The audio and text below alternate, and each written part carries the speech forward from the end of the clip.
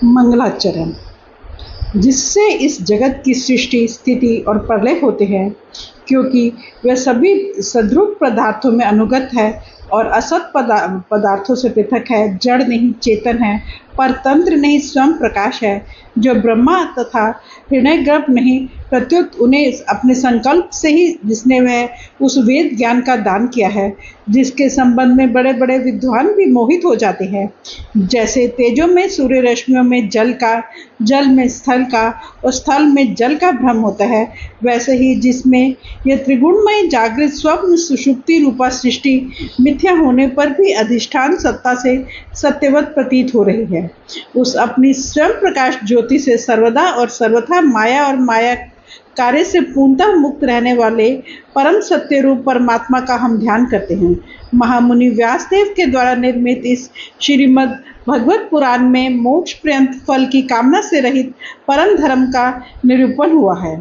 इसमें शुद्ध अंतःकरण सत्पुरुषों के जानने योग्य उस वास्तविक वस्तु परमात्मा का निरूपण हुआ है, जो तीनों तापों का जड़ से नाश करने वाली है और परम कल्याण देने वाली है। अब और किसी साधन या शास्त्र से क्या प्रयोजन? जिस समय भी सुकृति पुरुष इसके श्रवण की इच्छा करते हैं, ईश्वर उसी समय अविलंब उनके हृदय में आकर बंदी बन जाता है। रस के मर्मज्ञ भक्तजन, यह श्रीमद् भागवत वेद रूप कल्प वृक्ष का ही पका हुआ फल है। श्री शुकदेव रूप तोते के मुख का संबंध हो जाने से यह परमानंदमय सुधा से परिपूर्ण हो गया है।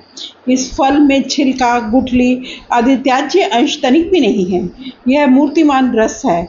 जब तक शरीर में चेतना रहे, तब तक इस दिव्य भगवत रस का निरंतर बार बार पान करते रहो। यह पृथ्वी पर ही सुलभ है। कथा प्रारंभ। एक बार भगवान विष्णु एवं देवताओं के परम पुण्यमय क्षेत्र नैमिषारण्य में शौनकादि ऋषियों ने भगवत प्राप्ति की इच्छा से सहस्त्र वर्षों में पूर्ण होने वाले एक महान यज्ञ का अनुष्ठान किया। एक दिन उन लोगों ने प्रातःकाल अग्निहोत्र आदि नित्य कर्तव्यों से निवृत्त होकर सूर्य जी का पूजन किया और उन्हें ऊंचे आसन पर बिठाकर बड़े आदर से यह प्रश्न किया। ऋषियों ने पूछा, सूर्य जी, आप निष्पाप हैं। आपने समस्त इतिहास, पुराण और धर्म शास्त्रों का विधि पूर्वक अध्ययन किया है तथा उनकी भली भांति व्याख्या भी की है। वेदताओं से श्रेष्ठ भगवान बादरायण ने एवं भगवान के सगुण निर्गुण रूप को जानने वाले दूसरे मुनियों ने जो कुछ जाना है, उन्हें जिन विषयों का ज्ञान है, वे सब वास्तविक रूप में आप जानते हैं। आपका हृदय बड़ा ही सरल और शुद्ध है, इसी से आप उनकी कृपा और अनुग्रह के पात्र हुए हैं। गुरुजन अपने प्रेमी शिष्य को गुप्त से गुप्त बात भी बता दिया करते हैं। आयुष्मान, आप कृपा करके यह बतलाइए कि उन सब शास्त्रों, पुराणों और गुरुजनों के उपदेशों में कलयुगी जीवों के परम कल्याण का सहज साधन अब आपने क्या निश्चय किया है? आप संत समाज के भूषण हैं। इस कलयुग में प्रायः लोगों की आयु कम हो गई है। साधन करने में लोगों की रुचि और प्रवृत्ति भी नहीं है। लोग आलसी हो गए हैं। उनका भाग्य तो मंद है ही, समझ भी थोड़ी है। इसके साथ ही वे नाना प्रकार की विघ्न बाधाओं से भी घिरे रहते हैं। शास्त्र भी बहुत से हैं, परंतु उनमें एक निश्चित साधन का नहीं, अनेक प्रकार के कर्मों का वर्णन है। साथ ही वे इतने बड़े हैं कि उनका एक अंश सुनना भी कठिन है। आप परोपकारी हैं। अपनी बुद्धि से उनका सार निकालकर प्राणियों के परम कल्याण के लिए हम श्रद्धालुओं को सुनाइए, जिससे हमारे अंतःकरण की शुद्धि प्राप्त हो। प्यारे सूत जी, आपका कल्याण हो। आप तो जानते ही हैं कि यदुवंशियों के रक्षक भक्त वत्सल भगवान श्री कृष्ण वासुदेव की धर्मपत्नी देवकी के गर्भ से क्या करने की इच्छा से अवतीर्ण हुए थे। हम उससे सुनना चाहते हैं। आप कृपा करके हमारे लिए उसका वर्णन कीजिए, क्योंकि भगवान का अवतार जीवों के परम कल्याण और उनके भगवत प्रेम में समृद्धि के लिए ही होता है। यह जीव जन्म मृत्यु के घोर चक्र में पड़ा हुआ है। इस स्थिति में भी यदि वह कभी भगवान के मंगलमय नाम का उच्चारण कर ले तो उसी क्षण मुक्त हो जाए, क्योंकि स्वयं भय भी भगवान से डरता रहता है।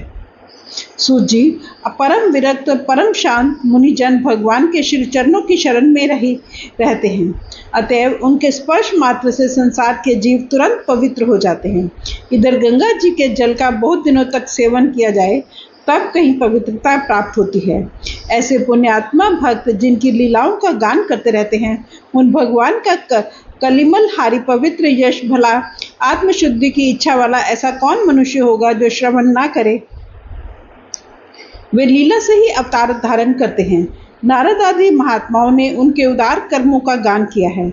हम श्रद्धालुओं के प्रति आप उनका वर्णन कीजिए। बुद्धिमान सूत जी, सर्व समर्थ प्रभु अपनी योग माया से स्वच्छंद लीला करते हैं। आप उन श्री हरि की मंगलमय अवतार कथाओं का आप वर्णन कीजिए।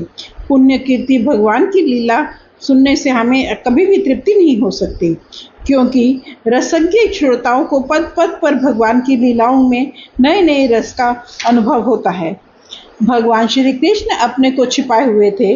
लोगों के सामने ऐसी चेष्टा करते थे मानो कोई मनुष्य हो, परंतु उन्होंने बलराम जी के साथ ऐसी लीलाएं भी की हैं, ऐसा पराक्रम भी प्रकट किया है जो मनुष्य नहीं कर सकते। कलयुग को आयत जानकर इस वैष्णव क्षेत्र में हम दीर्घकालीन सत्र का संकल्प करके बैठे हैं। श्री हरि की कथा सुनने के लिए हमें अवकाश प्राप्त है।